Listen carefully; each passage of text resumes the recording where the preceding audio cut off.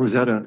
Okay, it is 4:30. I'm going to go ahead and call to order the board meeting of the Costa Mesa Sanitary District for June 24. And if you'd all please rise and join me in the flag salute. Allegiance to the flag of the United States of America, to the republic which it stands, one nation, under God, indivisible, with liberty and justice for all. Vice President Schaefer, any words of wisdom for us this evening? Just that I pray that all of us get home safe and sound tonight and have a good weekend. Madam Clerk, roll call, please. Yes, Director Brett Eccles, Here.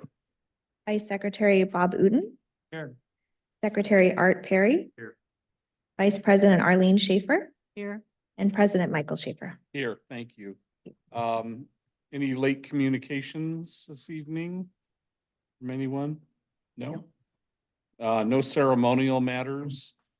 So at this time, we'll move to item B, the public comments. Time set aside for those in the audience to make comments within the subject matter of the district, not listed on the agenda. Is there anyone wishing to speak under public comments?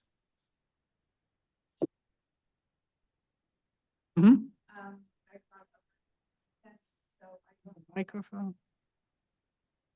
If you will give it to the clerk, we'd appreciate that very much. Okay, seeing no other public comments, consent calendar, please. I'll move for approval. Second. We have a motion and a second to approve the consent calendar. All those in favor? Aye. Opposed? Motion carries 5-0 to approve the consent calendar. Okay, let's move then to item D, our public hearing. And at this time, I'm going to call to order our public hearing. And at this time, we'll be considering imposing rates for trash collection. In considering these rates, we will be complying with Proposition 218 and to a certain extent with the Health and Safety Code with respect to the hearing procedures. Each of you will be given an opportunity for input at the appropriate time. But first, I would like District Council to give an overview of the procedure. Mr. Burns. Thank you, Mr. President. So,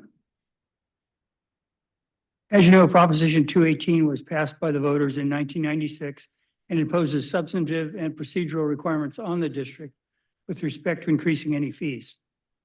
Regarding the substantive provisions of Proposition 218, the law provides that each property-related fee must meet the following tests. Revenues derived from the fee or charge must not exceed the funds required to provide the property-related service. Secondly, revenue from the fee or charge must not be used for any purpose other than that for which the fee or charge is imposed. Third, the amount of fee or charge imposed upon any parcel or person as an incident of property ownership must not exceed the proportional cost of the service attributable to the parcel. Fourth, the fee or charge may not be imposed for service unless the service is actually used by or immediately available to the owner of the property in question. Fees or charges based on potential or future use of a service are not permitted. Standby charges must be classified as assessments and must not be imposed without compliance with the proportionality requirements or assessments. No fee or charge may be imposed for general government services such as police, fire, or libraries, where the service is available to the public in substantially the same manner as to property owners. In your agenda packet is a staff report from the general manager, and he'll be presenting that for each charge in which the fee will document how each of these tests have been met. This staff report is made available to the public for their review online and in hard copy form. Hard copies are available on the table near the boardroom entrance. Once that report has been presented, you should ask any questions of staff that you might have and ask the district clerk to provide the status report on whether any protests have been received. The district clerk has provided notice by mail to all parcels subject to the charges. The law provides that if written protests are presented by a majority of the owners of the parcels, the charges may not be imposed. Since only written protests can be considered, staff has developed forms for use of the protesting owners so that any person wishing to protest tonight can have their vote counted. There are 19,637 parcels that are subject to the charges being considered tonight. There is not a sufficient protest. The board may consider whether or not to impose the charge and to adopt the proposed resolution. Thank you, Mr. President. Thank you, Counselor. At this time, we would like to hear from the general manager as to whether the charges comply with the substantive provisions of Prop 218. Scott? Yeah, thank you, Mr. President. The proposed trash collection charge for 2024 through 2029 meets the substantive requirements of Prop 218 as follows. Revenues derived from the fee or charge do not exceed the funds required to provide the trash collection service. The charges are calculated by adding together the cost of components necessary to provide the service and then apportioning those to services receiving trash collection services. No components other than those directly related to providing the service are used to establish the charge. The components include solid waste collection, disposal, recycling, organic recycling, education and special programs, and administration. Senate Bill 1383 requires jurisdictions to reduce emissions of short-lived climate pollutants through a 75% statewide reduction of organic waste disposal by 2025. Under this mandate, the district is required to implement a three-cart collection system consisting of landfill, recycling, and organics collections. The charges for trash collection includes the cost for implementing the three-cart system beginning October 2024. The revenue from the fee or charge is not used for any purpose other than for which the fee or charge is imposed. The revenue is to be used only for the components of providing solid waste collection services as outlined in paragraph 1 above and as identified in the district's yearly budget. The amount of a fee or charge imposed upon any parcel or person as an incident of property ownership does not exceed the proportional cost of the service attributed to the parcel. The amount of the yearly charge is determined by dividing the cost of all components of providing the basic collection services by the number of parcels receiving services. As the vast majority of parcels produce an approximate equal amount of solid waste, and all parcels enjoy the benefit of the public education and have an opportunity to participate in special programs. Basic collection services is 2 mixed waste carts and 2 organic carts. Beginning October 2024, basic service will include 1 landfill cart, 1 recycling cart, and 2 organic carts. Property owners that exceed basic services by having additional carts pay added charges in addition to basic services. The added charges are not collected on the general taxes. The charge is not imposed for services unless the service is actually used by or immediately available to the owner of the property in question. Properties not receiving solid waste collection services or that receive services from other entities providing solid waste collections are not charged. No charge is imposed for general governmental services such as police, fire, ambulances, or libraries, but is only imposed for solid waste collection services. The district provides only solid waste and wastewater collection services, and all charges collected for solid waste collections are used only for that purposes. Thank you, Mr. President.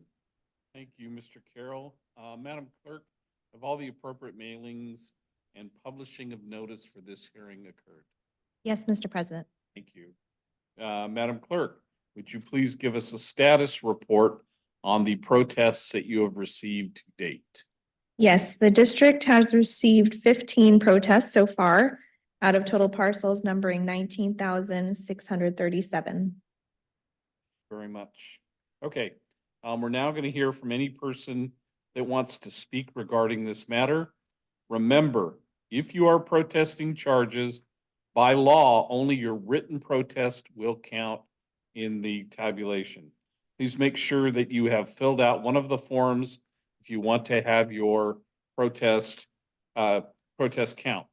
I will now open the public hearing on this matter. Each speaker is limited to 3 minutes.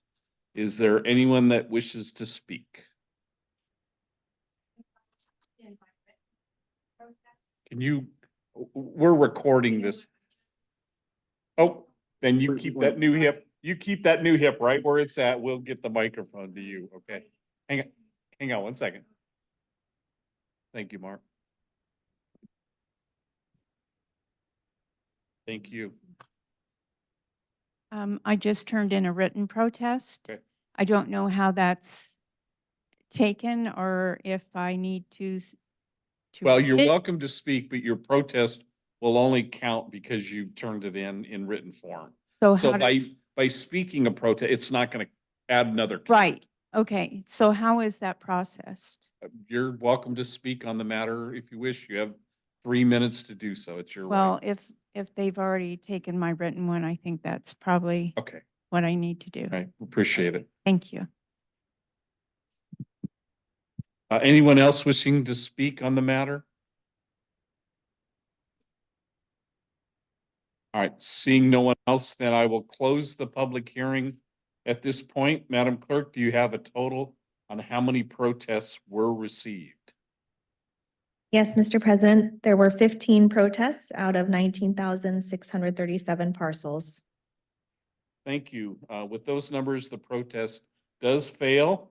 I will now ask for a motion from the board to adopt the schedule of charges for solid waste collection for the years 2024 to 2029. Do I have a motion? As set forth in the resolution before you. Sorry? As set forth in the resolution before you. Okay, yeah, it's set forth in the resolution before you. I'll make that motion. Do I have a second? Second.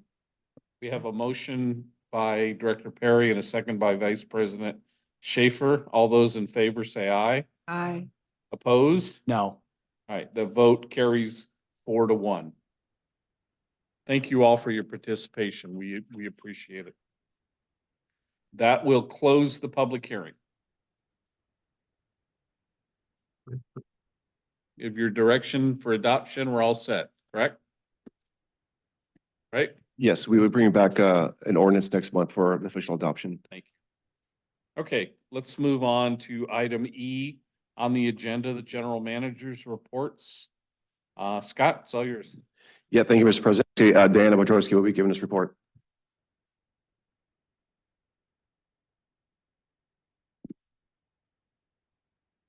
Good evening, Mr. President and Board.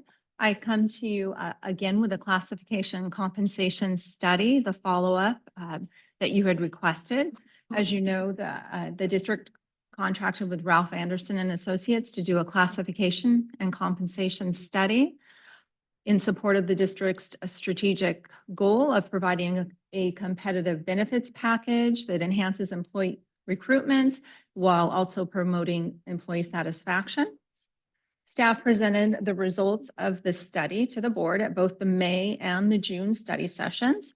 And at the June 4th, I'm sorry, did you have a question? No, I'm sorry. No, I was asking you something else. I do. Okay.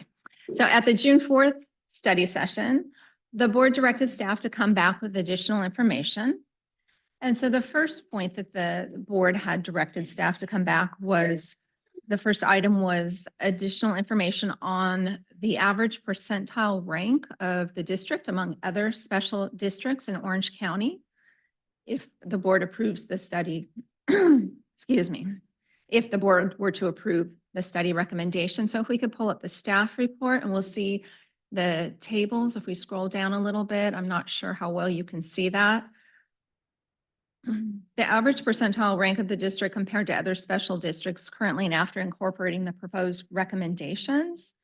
Currently, the district ranks at the bottom for salaries and benefits compared to other special districts. As you can see in the first box on the left, we're down at 29%.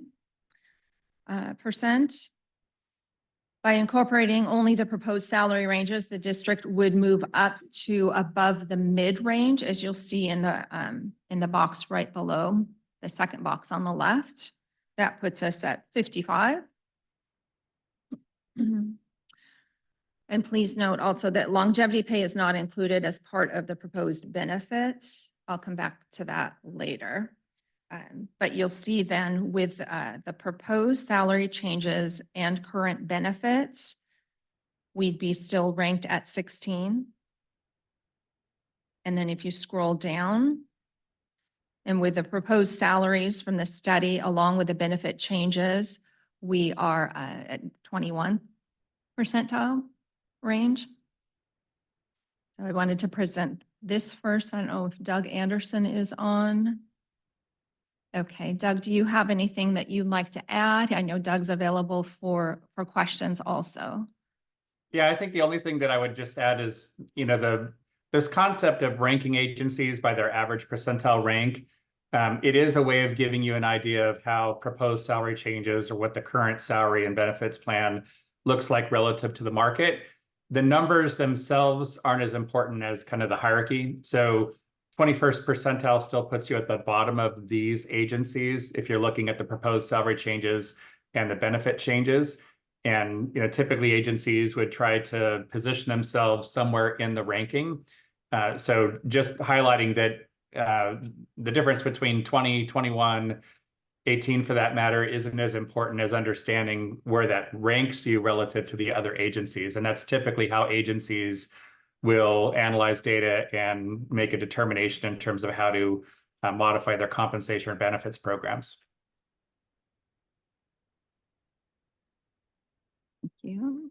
Are there any questions for Doug on this point?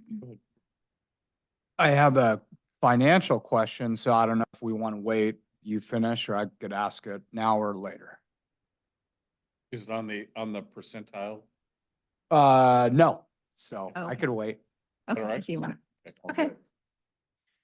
Okay, then moving on to the next point that the board had directed staff to come back to, that was the estimated workers' compensation information for the next 2 years. The board was hoping to get an estimated cost. And the cost for workers' compensation coverage for fiscal year 2024-25 is $51,644. Staff reached out to SDRMA and they were unable to give us an exact estimate, but potentially the percentage of increase each year would be between 8 to 15%. Yeah, actually, SDRMA has a board meeting this week, Wednesday and Thursday. And I think they're going to narrow down or complete the workers' comp estimate or the rates at that point. We're at that time. So the 51,000 is our total annual cost right now. With what you're talking about with the class and comps today, I don't see a giant, even if it's 8%. I think it's probably going to be closer to 8% on the rates than 15% based on what we've looked at so far at SDRMA. So it'll be a minimal change in the workers' compensation if we incorporate the study. Somewhere 8, That's for instance. Okay. My somewhat, I don't want to say educated because that's not right, but that's kind of what I'm anticipating. Well, that is helpful though. Thank you. Okay, and then the third item the board requested additional information on was the projected cost analysis using a 3% cost of living adjustment. And if we could pull up attachment I, the projected costs, 3% versus 5% for the cost of living adjustment. This compares the projected additional costs for each fiscal year based on a 3.4% COLA for fiscal year 2024-25 and for future years of 5% versus the 3% COLA. In comparison from fiscal year 2024 to 25 to fiscal year 2028 to 29, the projected difference between a 3% COLA and a 5% COLA is an additional $28,000. And again, longevity pay has been removed from the table, so we're not considering that in looking at this. Okay. And then the fourth item that the board requested staff to come back with was the fiscal year 2024-25 adopted budget versus the proposed adjusted budget based on the classification and compensation study recommendations. And if we could pull up attachment J, this is the proposed adjusted fiscal year 2024-25 budget, and it outlines the budget by line item. If the board of directors approves the classification and compensation study recommendations, it will cost the solid waste fund $21,000 and the wastewater fund $29,900, a total of $50,900 in the salary and benefit accounts for fiscal year 2024-25. I have a question. Yes. Back to the 3.4, that total, is that $29,000? Is that per person or for the whole agency? For the full, the 3.4. whole agency. Yes. So you just brought up the 5,900, that deficit, how do we overcome that in the budget, showing a deficit of 50,900 if this, plan's approved?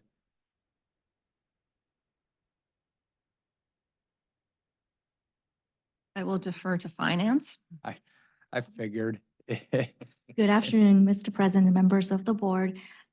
So right now, current fiscal year, 2023-24, we're a week away from the end of the fiscal year. So staff is projecting, we're anticipating some savings in this fiscal year. So we're planning to use the unspent budget this year to fund for that cost. So in essence, that would be using a reserve to balance it going forward of 51,000, call it. Yes, All right, so do we then, if this action's taken, have to actually officially amend the 24-25 budget from what we previously approved? correct. If we go down this road, if the initial motion is made and carries, I would request we look at other alternatives than using the reserves. If we're going to amend the budget, let's open it up a little bit to maybe some other alternatives. That would be my request. So, Just a thought, again, that budget, let's talk about COLA and how it can affect what's being said here. We're projecting in the budgets all the way through 29, 5% COLA. Right? On attachment I is the projection of from fiscal year 2025-26 through 28-29 of a 5% or 3%. But for fiscal year 24-25, we know it's 3.4%. And potentially, and this is just one of those things I think we need to keep out there. We could see the same reductions all the way through 2029. So those funds could be used to offset these increases as well. Now that's obviously not taking, or it could be 5%. We just don't know. But that flexibility we have with the COLA could also help fund this proposal. Correct? But for fiscal year 25-26 through 28-29, those are projections, but fiscal year 24-25, we already adopted that budget. So if the board approved this class and comp study, then we'll need to do an adjustment, a budget adjustment. that's what I was getting at. We haven't even looked at 2028 budget. It'll be a while before we hit that. Yeah. At that point, we'll have a general idea of where things sit, but we do have to amend 24-25 if we pass this. And so that's what I'm kind of getting at is if that carries forward, let's look at some ways to balance that budget other than just using a reserve. Credit to our finance department. There have been over the years cases where we've seen some of these things where you've been able to move some other things around.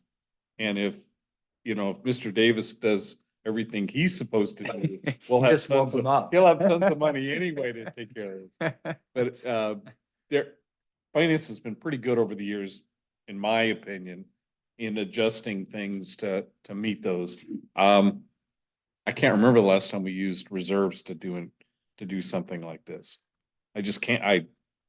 I'm sure you know, but I don't. But I think I agree with Brett. We need to look at ways to keep those reserves so that Mark can have money to spend as well.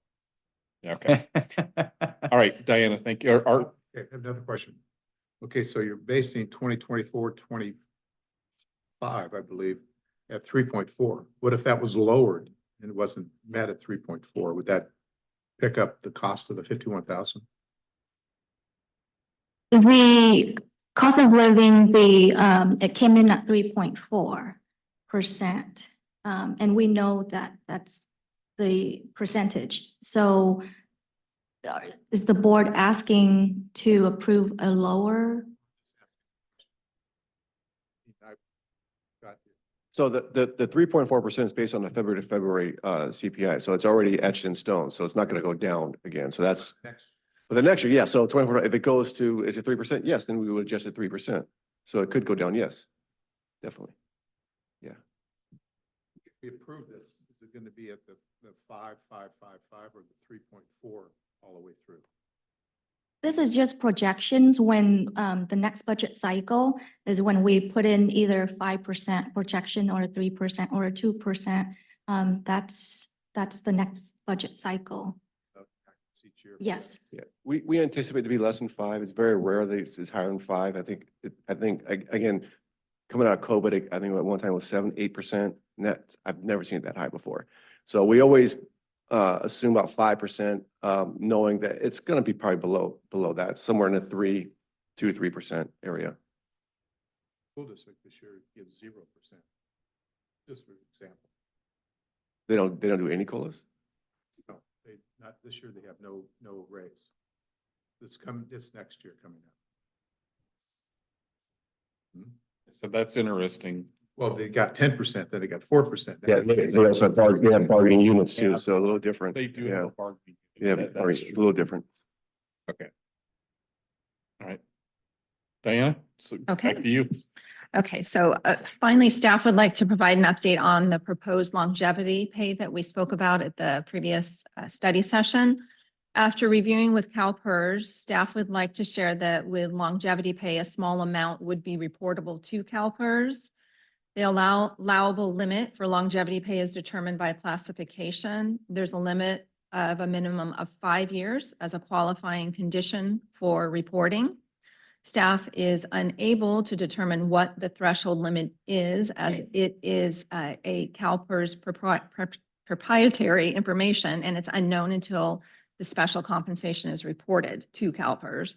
Staff will pursue this matter further and report back at a later meeting with a better idea of the cost of adding longevity pay as a benefit for district employees. So CalPERS can't tell you if it's a percentage or a flat amount, or they just don't want to give up that information. Is that it? You know, it was Wonderful. very difficult to get any information. Really, I can't imagine. Okay, so I appreciate. It will come back to us, so that's all we can do at this point. So I want to make sure I understand what was just said and then the report. So are we looking at everything here except for longevity pay tonight then? Yes. We're going to table that for a future discussion. Correct. Perfect. Thank you. Yes, yes. When we have additional information, we didn't feel we had enough to come forward with that tonight. Thank you. Does that mean that the people that are conjuring this up at CalPERS are waiting for ingredients to put in the pot to boil and come up with their, Possibly. sorry. That was just a small editorial comment. Okay, anyway, back to you. All right, so based upon the results of the classification study, recommendations were made to make title changes for 2 classifications, also creation of 1 new classification, lead maintenance worker, and then reallocation of 6 employees' positions. And then based upon the consultant's findings, recommendations were made to increase the market value of the district's salary and benefits to remain competitive in the areas of recruitment and retention in order to attain sound and equitable relationships for compensation. Salary ranges were adjusted with benchmarks set to market median at 50th percentile. Recommendations include increasing the cafeteria plan amount for only the employee plus 2 or more tier from $1,700 to $1,875 a month. Also increasing commercial driver's license pay for eligible employees from the monthly amount of $2167 to the monthly amount of $43.33, or from $260 annually to $520 per eligible employee monthly.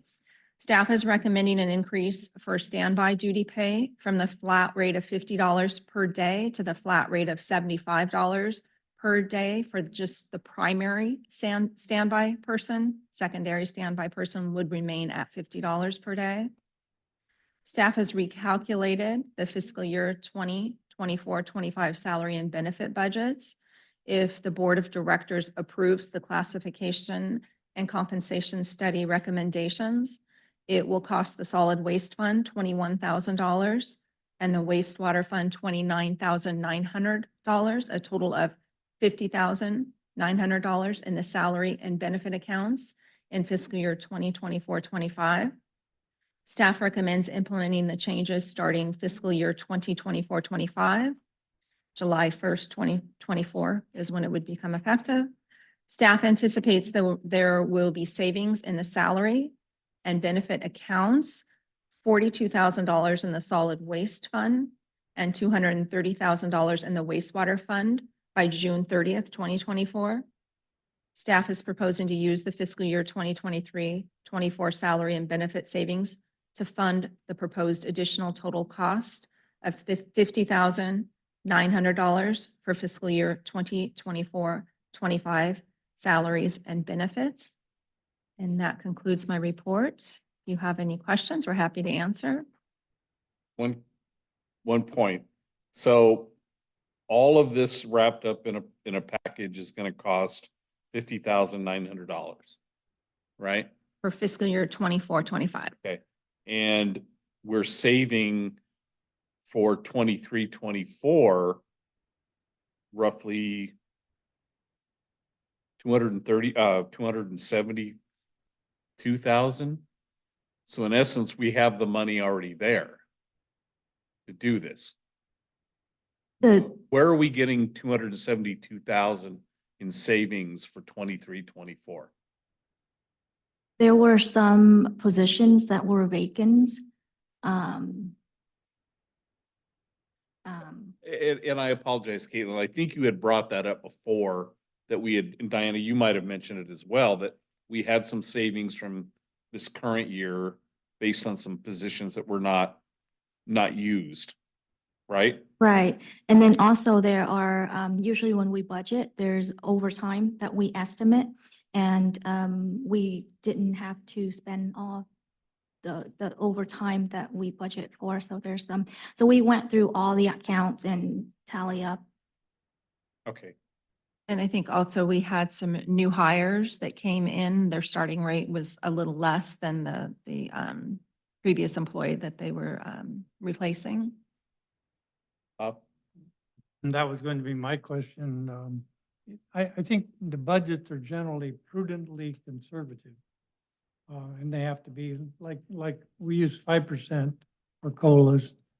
And we're relatively sure historically that's not going to happen. I think the savings, my question was going to be around the savings in personnel. So somebody leaves and it takes 3 months to find a new person.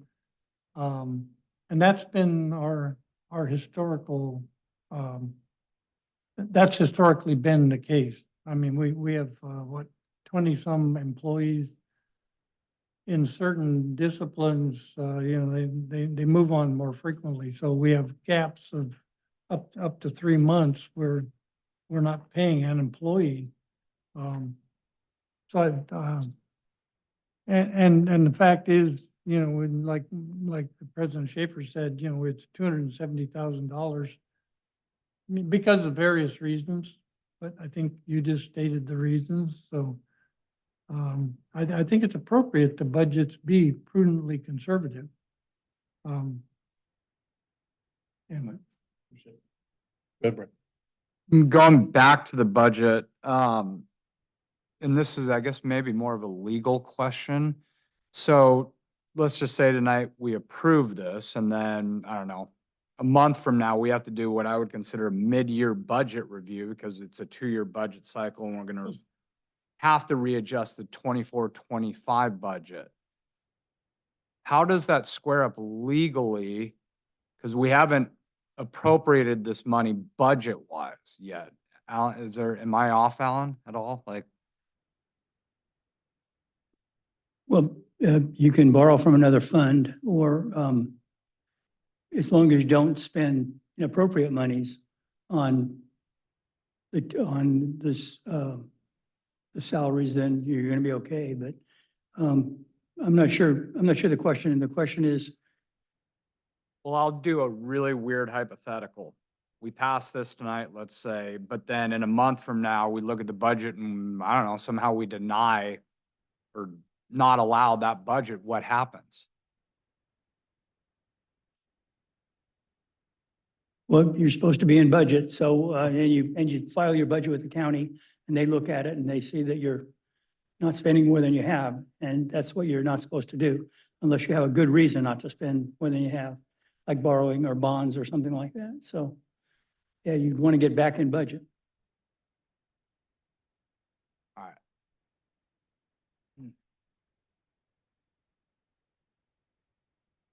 Are you aware there's some kind of legal consequences for not having a balanced budget? Yeah, it's in Yeah, essence. a budget is a planning document. That's all it is. And it's one of the governing body's responsibility is to adopt a budget, right? Doesn't say it has to be balanced. You have to adopt a budget. Okay? And so, but we're coming back with you. We're saying, yes, we have an unbalanced budget. We're going to come back to you and bring you a balanced budget. But by not adopting an unbalanced, it doesn't mean you're breaking any laws. We have the right we have the right to not pay something if it's not appropriate. And I'd be surprised if this board did something that, you know what I mean? That if we had yeah. to stop it, it would be, I'm just looking at it as like, okay, we're at, if passed $51,000 out of budget and we haven't passed an amended budget, that's what I'm kind of wrapping my head around. No court is going to issue a writ of mandate compelling you not to spend money because you're out of budget.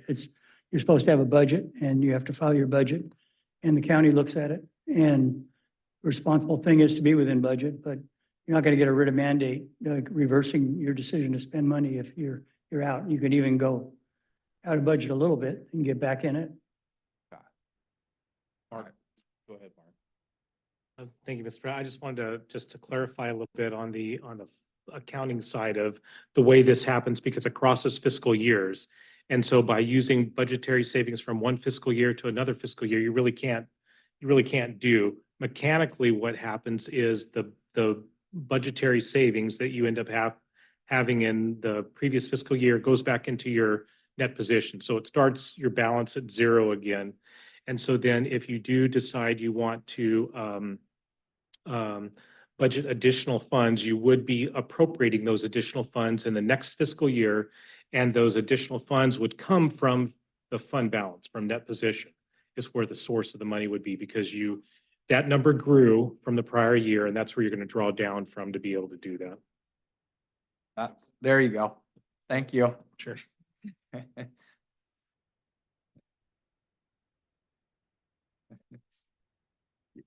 See, CPAs are good stuff, Wade. Something, right. So, at this point, anything else? Doug, did you have anything else to add, or did we get everything we needed to get? No, I think you've had a good discussion. I don't think there's anything else I need to add, but I'll stick around to answer questions if you need them. Appreciate that very much. Okay, board, what do we got?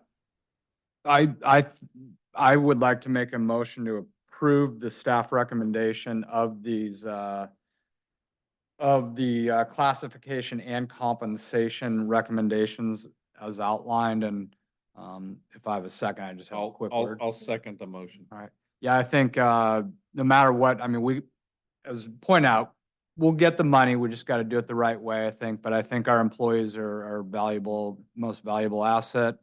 So we have to be competitive. And I think this brings us in the realm of competitiveness to the competing agencies. And, I trust our general manager and the staff to appropriate accordingly and the classifications accordingly. And I think this will be a good thing for us for now and in the future. And then I rely on Caitlin and others to show it on paper to make it all balanced. So I'm sure they will. And I agree with all those comments. I think we all five of us realize how valuable all of you are.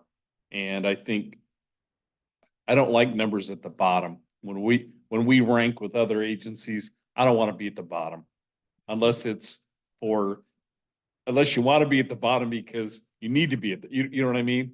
Like injuries. If we're at the bottom on injuries, I'm okay with that. All right. But, no, I agree. Anything else? All right, we have a motion and a second. All those in favor? Aye. Any opposed? That motion carries 5-0. Congratulations. Thank you. Thank you for getting that information back to us that we'd asked for, all of you, especially you two and your staff. So thank you for doing that, and we can move on. Thank you. All right, item number 2. Scott? Thank you, Mr. President. So this is an out-of-state travel request for several employees who want to go to the Tri-State Seminar in Las Vegas, Nevada. This conference is budgeted, so but because it's out-of-state travel, we do need board approval. Why would you want to go to Vegas on August 5th through 8th? Nope, It's indoors. Yeah, I was gonna say, don't go outside, whatever you do. Well, CSDA's conference is in Palm Springs in September. Oh, I know. Yeah, so. How many people are going to? Three's going. The names, it's on the staff reports, the names of the employees are on staff report. And we've traditionally gone to this. Yes, Or sent folks to. yes. Yeah, Yes. I used to be the program chair of this conference, and it's a valuable conference. It's still going even after you left it? Oh, it's even better. Can't be without you. All right, we have a motion I approving. move approval. Second. Any other discussion? Before I ask for the vote, I'll let Director Eccles get back to his seat. So we had a motion and a second to approve sending, that's okay, 3 folks to the Tri-State Seminar. All those in favor? Aye. Opposed? Motion carries 5-0. And speaking of travel, item 3. Thank you, Mr. President. This is another out-of-state travel request. This one is to the Water Environment Federation exhibition and conference, the WEFTEC conference. This is similar to Tri-State, but this is more a national conference. So there will be wastewater professionals from all over the country meeting to share best practices. And in this year, it is in New Orleans, Louisiana on October. So do need board approval. This item is budgeted. It is in our budget, but again, we need board approval for this conference. Questions? Go ahead. Same people going. No, these are 3 different employees. Yes. I'll move for approval. Second. All right, any discussion? All those in favor? Aye. Opposed? Motion carries 5-0 as well. Thank you. Thank you, Scott. I'd like to ask them to bring me some beads back. Some beads back. Don't bring any beads back. We don't. Okay. It's too far from Mardi Gras anyway. Okay. Speaking of engineers, you're up.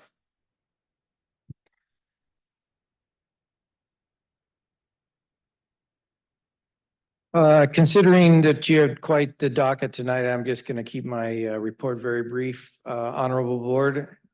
First of all, I want to mention that our calcium project is starting to move forward. The city of Costa Mesa has issued a permit, and the project will probably be done middle to late July. It's just a matter of rescheduling the contractor to finish the last 2 pipelines that need to be done as part of that contract work.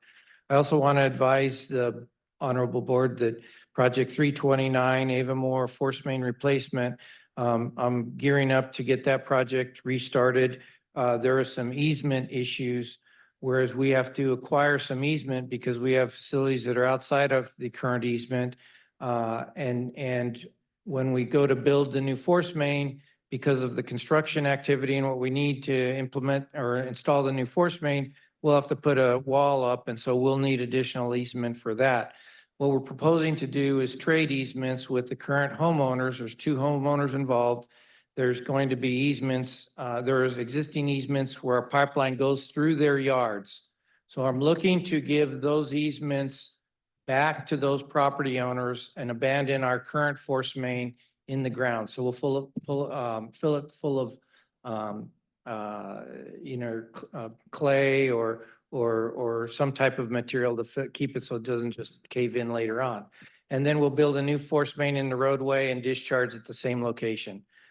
So to do that, we're developing some documents. We'll be approaching the homeowners and begin to acquire the easements and right-of-way required to do our project. Once that's completed, then we'll proceed with preparing the force main and building the force main.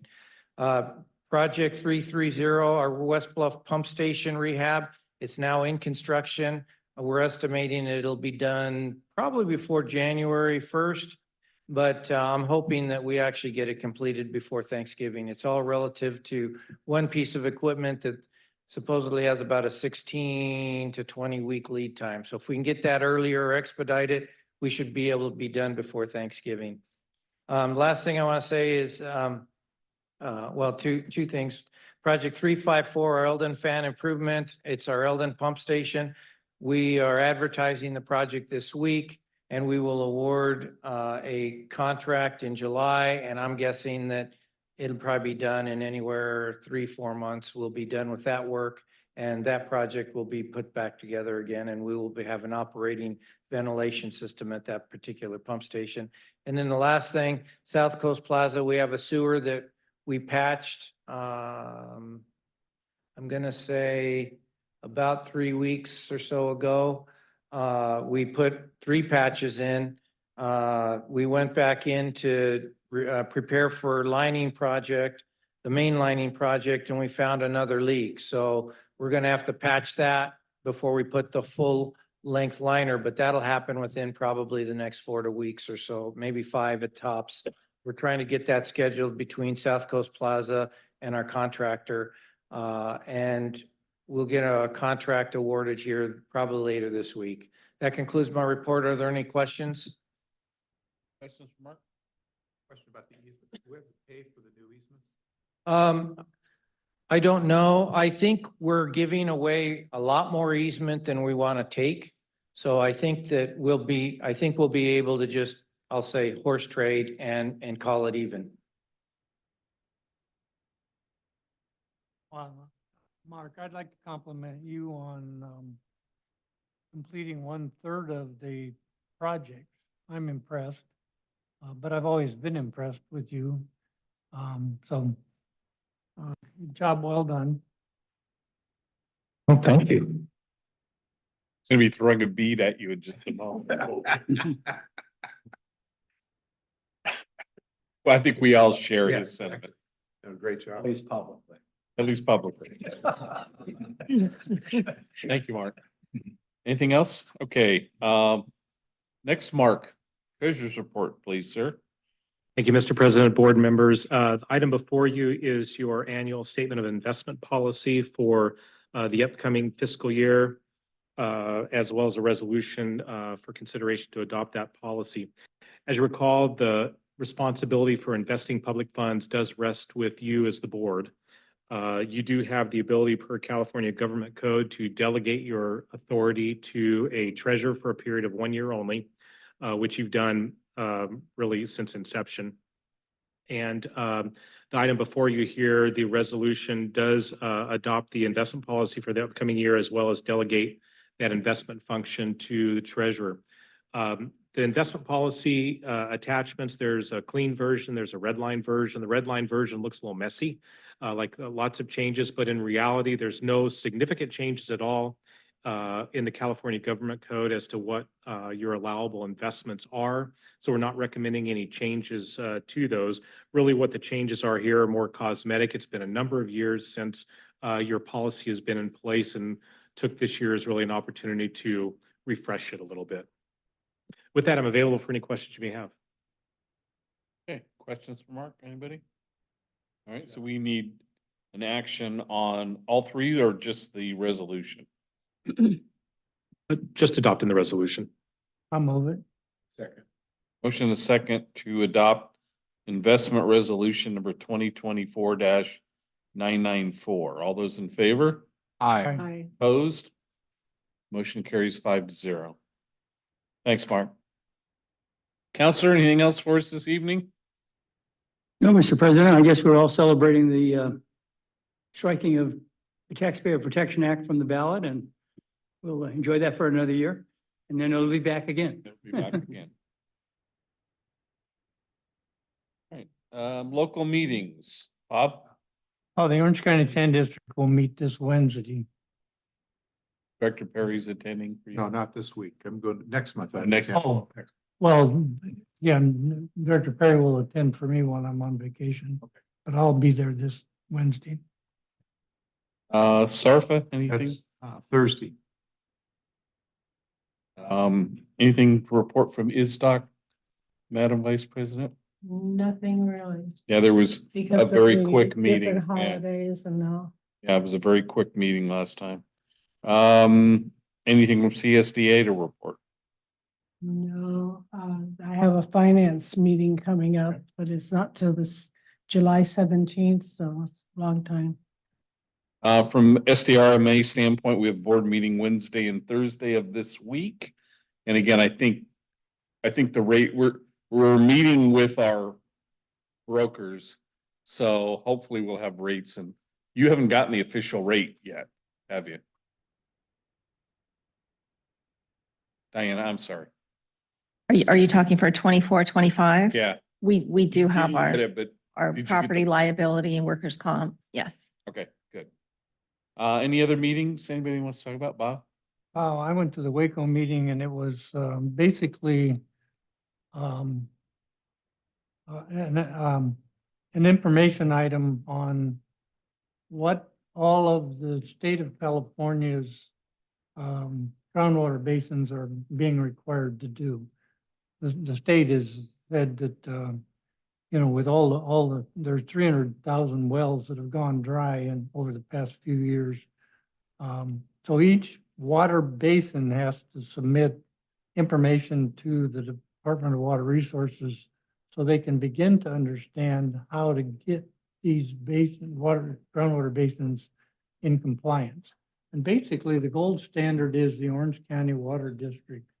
Orange County Water District provides 2 times the amount of water that pumpers were originally allowed to pump.